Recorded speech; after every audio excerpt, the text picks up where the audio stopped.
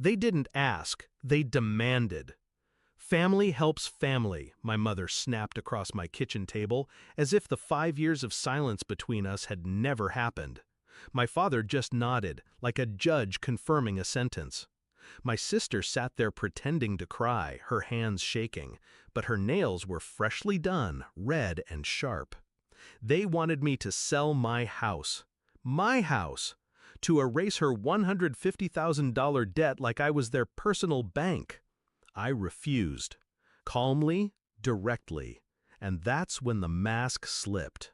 5 years earlier, they cut me out. I wasn't the golden child. I wasn't the one they paraded at dinners, the one they poured all their affection into. That was always her, my sister, the prodigy. My parents invested everything in her and treated me like background noise. When I left to build a life on my own, they made it clear. I was done. No calls, no support, no family.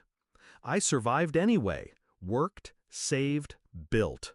I bought this house with my own hands and money, brick by brick, paycheck by paycheck. So when they reappeared, suddenly remembering I existed, I knew exactly what they wanted. Not me, not my life, my house. At first, I thought no would be enough. But days later, I came home to destruction. The door splintered, furniture ripped apart, photographs shredded. They left nothing untouched. My sanctuary violated by the very people who told me I was nothing. The rage should have broken me. Instead, it sharpened me. Because what they didn't know was what this house really was. This wasn't just a home. It was protected. Every wall wired, every room watched. Hidden cameras, silent alarms, backup feeds cloud-stored off-site. I had built it that way after they abandoned me. Paranoid maybe, but safe. So when they broke in, every movement was recorded. Every smashed plate, every slur they spat about me, every laugh. They thought they were untouchable, but I had the truth, time-stamped and undeniable. I didn't confront them immediately. That's what they expected. Rage, tears, begging. Instead, I documented everything. Quietly. I met with my lawyer. I handed over the footage. We drafted restraining orders, pressed charges. Property damage, trespassing. But I didn't stop there. I knew their weaknesses. My father's reputation as a respected businessman. My mother's charity events, all about image. My sister's upcoming wedding to a man who thought he was marrying into a perfect family. I sent copies of the footage to the fiancé, to the charity board, to business partners. No words, just the truth. I didn't need to explain. The videos spoke louder than I ever could. The fallout was swift. My father's partners pulled away. My mother was dropped from her committee chair pending review. My sister's fiancé walked out, ring left on the counter, after watching her kick down my door in heels. They tried to spin it, of course. It's a misunderstanding, family squabble, she's exaggerating.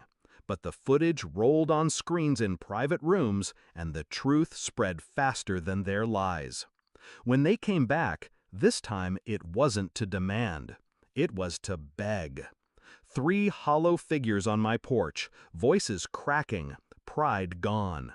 My mother's lipstick smudged, my father's tie loose, my sister's eyes swollen from crying. I let them stand there. I opened the door just enough to watch them squirm. "Please," my sister whispered, "we didn't mean it." But they did. They always did. And I wanted them to feel what I felt for years, shut out, unwanted, invisible. So I locked the door, slowly, loudly, and left them outside. Do I regret it? No. They wanted to strip me bare, take everything I built, call it family? But family isn't destruction. Family isn't entitlement. Family doesn't cut you out, then claw their way back only when the debt collectors close in. They thought they broke my house. But this house wasn't wood and brick. It was proof of me, my strength, my independence. And now it's their prison. Because every time they drive past, every time someone whispers about what they did, they'll see it standing here, whole, untouchable. They destroyed everything inside that day, but they didn't know this house was already a weapon, and I used it to bury them.